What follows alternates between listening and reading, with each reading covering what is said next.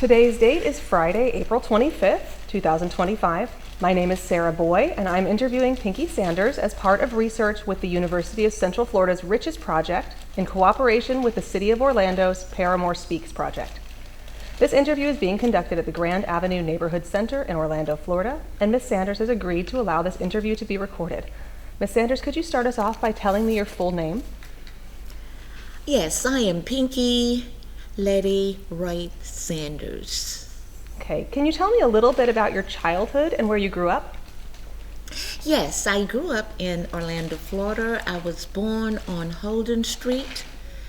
It's now called Anderson, but I was born there on March the 22nd, 1933. I am currently 92 years old. And when did your family first arrive in Orlando? I don't really know when my family arrived. What I can remember is when we first lived in Orlando, it was on Holden Street.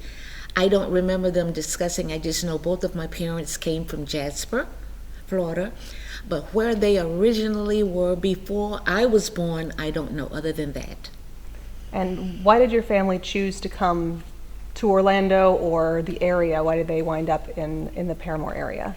That's interesting because I really can't answer that because, as I said before, we never really discussed why they ended up in Orlando, but I'm blessed that they did because it's a lot of back history from them. And by the way, right down the street to the left of where I was born, where they are it's called the Orlando Police Department headquarters. That was where the Holden Street Elementary School was, and that's where I started school. Right there where I was born, near the same area. I'll definitely get into that in a moment. So tell me a little bit about your family first. What did your parents do for a living?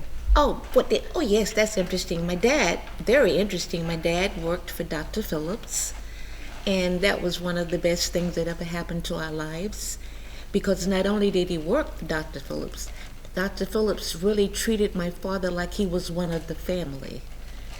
I knew from a very early age that he had to have loved my father because of the way he had treated my father. So many things had happened in our lives that Dr. Phillips was there for my father. And I guess you probably know all of the things that are now Dr. Phillips, all everywhere. And it makes me feel good to know that that man that everybody seemed to have loved, they couldn't love him any more than my family. Wonderful. What did your father do for him? Yes, he was the chauffeur and the lawnman. And everywhere Dr. Phillip had to travel, my daddy had to go with him. Most of the times it was my daddy driving, but whenever he had to fly someplace, my daddy had to be with him. So it was always Gaines. That was my father's name. It was always Gaines. Wherever Dr. Phillips had to go, there was always Gaines there. And what did your mother do? My mother was a cosmetologist. My mother went to Tampa, Florida to do her cosmetology studying. And my brother and I were taken out of school and placed in school in Tampa at the time. And that took 9 months. And we were in Tampa for 9 months. And after we came back to Orlando, it was about 3 months. My mother had worked in someone's shop, and she wanted her own shop. So she was blessed to have the Hankins building right on the corner of Parramore and South, and it is still there, Dr. Hankins building. And we found out that he had some space there, and he added one of his storage areas to have my mother's beauty shop to have more space. So my mother was there, Wright's Beauty Salon, for over 40 years. When my mother retired, I was just retiring. I had retired from teaching because I was teaching for 31 years. But my mother wanted to give me the business, which I really never knew that I was going to be owning a Wright's Beauty Salon. But it did happen that way, even though I had just retired myself. And I kept that Wright's Beauty Salon as the owner for 13 years, and then I gave it up.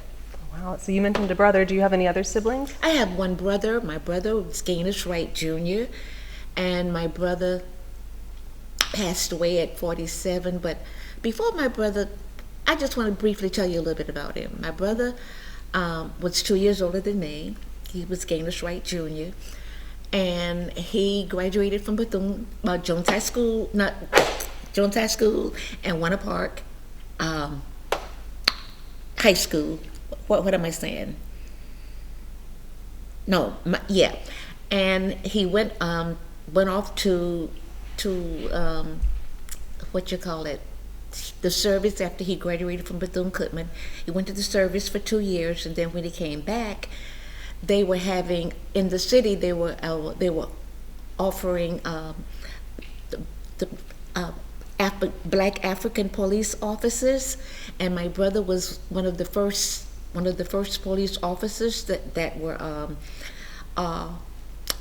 started here in Orange County. He was the first. He was part of this. There were 6 of them, and my brother was one of them, Holden Street Jr.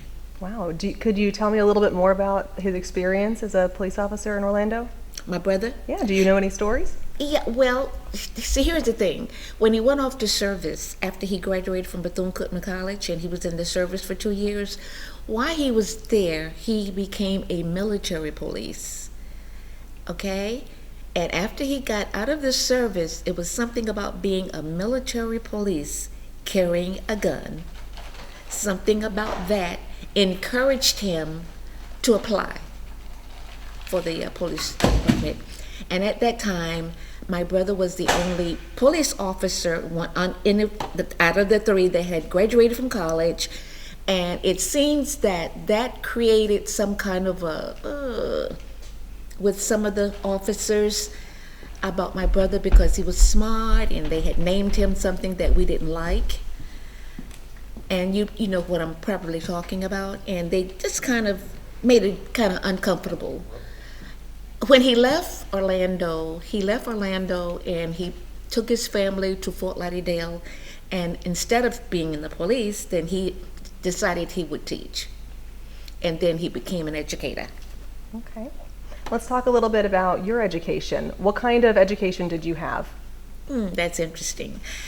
I had role models, teachers. It seems to me that every teacher that I had ever had, they loved me, and that's what I felt. And it's just so happened, my 5th grade teacher was the first male teacher that I ever had when I was in elementary school. His name was Mr. Henderson. And Mr. Henderson found me, I thought because I was always very neat and clean, and he picked me to be his water girl. And I thought that was one of the best things that could ever happen, why he picked me. And anyway, when I did go home and I told my parents about it, and my mother said, well, I understand it, you know. And I just want to share my slogan at this time. Our slogan is, if God is in it, there is no limit, and you will win it. I have found that out in my 92 years. Because it started with love from home. They loved me so much, and I knew that. I felt that. I even loved my classmates so much. If one of my classmates needed something, if I had it, I gave it to them. Whatever I had they wanted, I gave it to them without even thinking about it twice. And when I would go home and tell my mom, my dad, my dad called me Pink. He said, Pink, that's okay. He would always replace it. And I'm always giving somebody something. And guess what? I still do that. It's just part of me. And they call me the loving person. I just love and hug and all of that. But it's just part of me. And I have found that in my whole life, you know, the people from my church, so many call me mom, some call me auntie, and just makes me feel so special. But it has to be because of the love that I have had, as I said, with God and my family, and I have shared it all my life. And for some reason, it has reached so many people that have believed that she really loved me. That's wonderful. So where was your elementary school? Where did you go? Holden Street, Holden Street, I was right. telling you right down there on Anderson, where the police department is now. That's where my school was. It was called Holden Street Elementary. And as I said, teachers in those days, they were just, to me, they were role models. They just seemed to love us and care for us, without a doubt. And I always wanted to be a teacher. My mom said, even when I was a little girl, I mean very little, and I had friends at the house, and she said, whenever they came to play with me, and she said, I would always say, let's play school, I'll be the teacher. And she said, you were always selfish about that. She said, whenever they came and they wanted to play, you always say, let's play school, and I'll be the teacher. But they got a chance to be the teacher next time.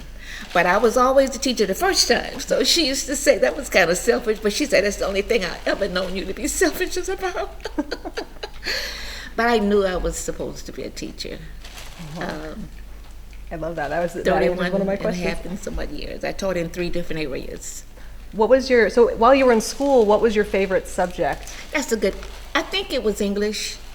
I really think the way I learned to speak and carry myself as far as my speaking is concerned. But I tell you, when I went to FAMU, and I had this math teacher in my freshman year, there was something, as I said, role models. This math teacher, because I never cared that much for math, it was kind of hard for me. But this particular teacher, when I went to college, did something for me, and I know what it was. Because I didn't know at that time I was going to be teaching. And I was going to have to need this kind of background when I went to college. And when I left college, and I had, before I left, and I had this intern teacher, is that what they call him? I forgot. But anyway, who it was, the lady that was in what they call them? Intern teachers, whatever. She was awesome. And that was the third or fourth grade, that I think it was 4th grade. And as I was there for the 3 months in this lady's class, observing her and watching her, I wanted to be just like her. Again, there was God, and I had no idea God was doing this for me at that time. I was so young and immature. I didn't realize what he was doing. And he placed me in this lady's class that I thought was awesome, perfect, and everything she did was just, perfect. And when I left FAMU and graduated and looking for a job and everything, and finally I was called because there was a teacher in Kissimmee, that's about 30 miles from Orlando, 20 or 30, whatever. There was this lady that was going to be taking she was going to have a baby. Maternity? Okay, there it is. She was she had a reading class, a reading lab. And that's where I was placed at that time, in the reading lab. That was perfect. Again, when I look at some of the things God has placed in my life, and I did that. And after after that year ended, Mr. Patterson, the principal, he hired me, but he hired me for 1st grade teacher.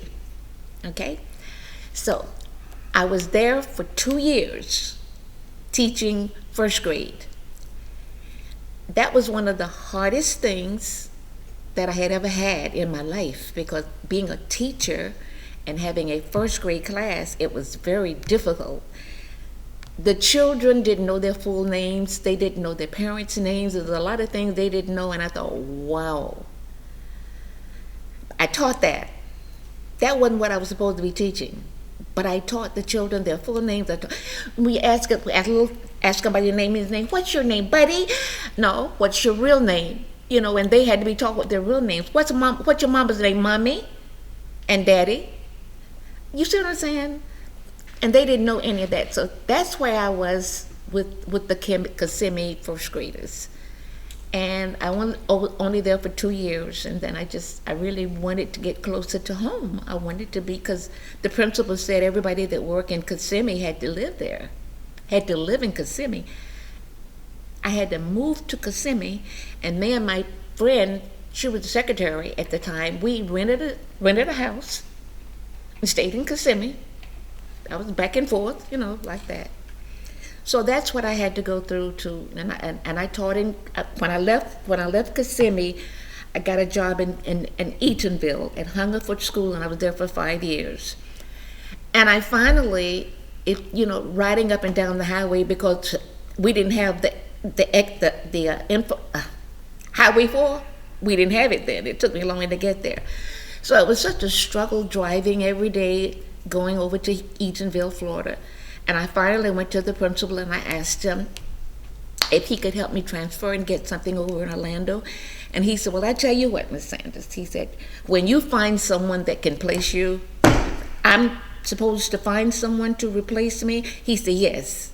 When you find someone that can replace you, then we'll let you go. And I said, okay.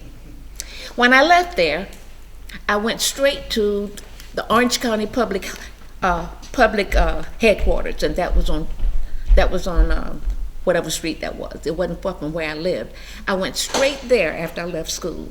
I was so hurt. And I got to talk to a man named Cascadden. He was the deputy superintendent of Orange County Public Schools. I gave him my whole story and everything. And when the story was all over, he said to me, Mrs. Sanders, he said, we are going to give you a half a day off tomorrow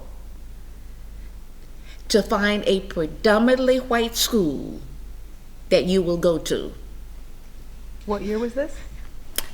1960, what, Chuck? Was it 69?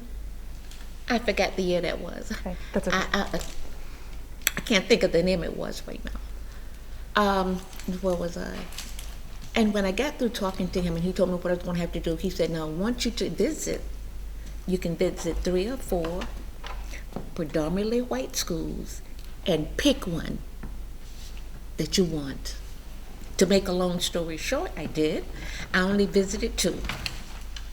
And the reason I visited just 2, it was because the way I was treated at Hillcrest. Again, see, God was in it then, but I didn't know that. I didn't really know that. A lot of times things were happening in my life, I didn't know that. But that's what it was. He was there then. White school, all white, no blacks, no janitors, no cafeteria workers, no human being in the building. So there I was, walking in to a predominantly white school that I was there for 23 and a half years. Yes, I went through some things, but it didn't take long for people to know that she's for real.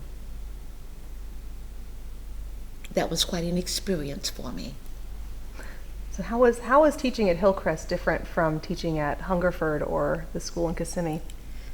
That's a very good one. It seems to me that the parents were a little reluctant about me first. At the Hungerford, parents were just loving and everything because we were all African Americans and whatever. It took the parents and the children longer to adjust to me. It must have been maybe a year or 2. I just felt kind of like some of them didn't want me there, but they couldn't control that. You know what I'm saying? Because when I was hired to go there, no one could move me from there. And I knew that. I found that out later on. I didn't know it then. But they couldn't move me. You know, some things happen in your life, nobody can do anything about it but God. So it just came to me after I had been there for a while that things were changing. I would walk by some children's classes when I first got there, and they would do this, and they got to the point where when I stood at the door waiting for them to come in every day, they would hug. When they got ready to leave, they would hug. They would just stand in line and waiting to hug. I'll never forget the little boy that came to me one day and said to me, he said, "Miss Sanders," he said, "I love you." And he said, "I know you love me." And his mother came, and right after that one day, dropping him off, and she came in, "Miss Sanders, I just want you to know that my son knows that you love him." He said, "You love him, and he love you." And that made me feel so good, because God was working then, and I didn't know it.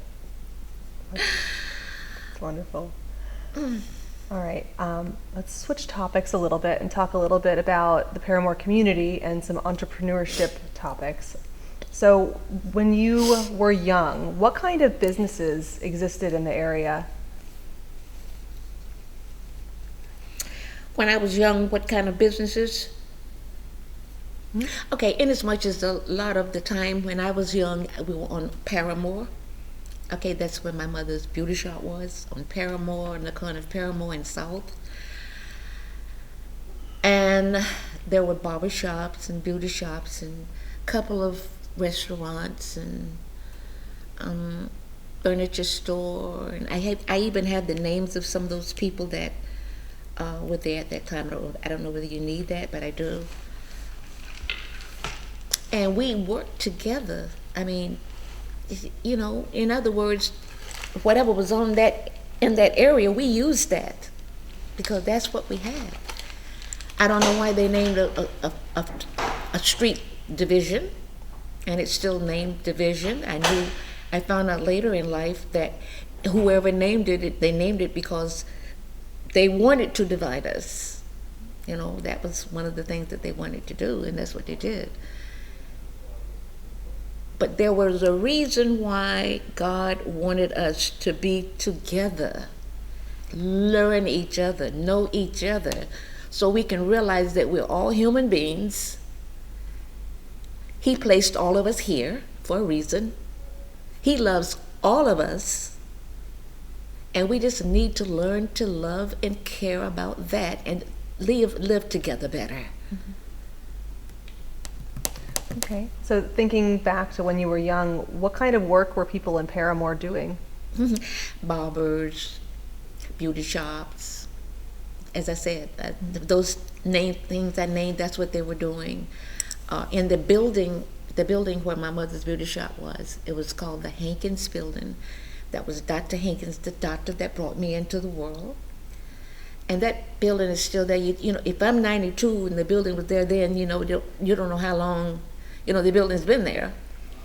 And there was a florist called Hurley's Florist. There was not a cleaner's, but there was a men's store down on the first floor. Upstairs was a doctor and a dentist.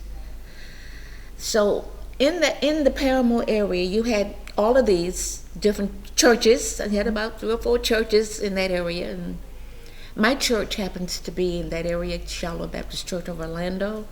It's still there. I've been there now for 92 years. I have seen people come and go for whatever reason. But I really thank God and my parents that I am the kind of a person where, why move? Wherever you go, there are problems.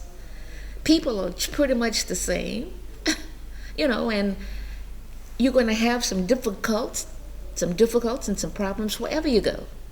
I don't care where it is. So try to stay where you are and try to make it better. Do what you can. And before I leave today, I have something I'm going to leave with you. Okay. To show you what me and my husband have been about at Shallow Baptist Church of Orlando. I don't know whether you need it, but as I was going over some of the things that they were asking me for, And I said to myself, if they're going to interview me, I want them to know what me and my husband, that we've been together now, we've been married for 64 years. We've been together for 67. And I want whomever is going to hear anything about me to know that we have been not pew members at Charlotte Baptist Church. We have been servants. And I have that for you. I have a couple of copies. I'm going to give you one, and I'm going to give Reggie one. That's before I leave today. Because it was asked, what would you like to bring? Wonderful. What would you like to share? And that's what I'm going to share later. Wonderful. All right, so I told you we had a little arts and crafts. So I'm going to give you, so we're talking about Parramore as a community. And I'll just give you a little room here. You can choose whichever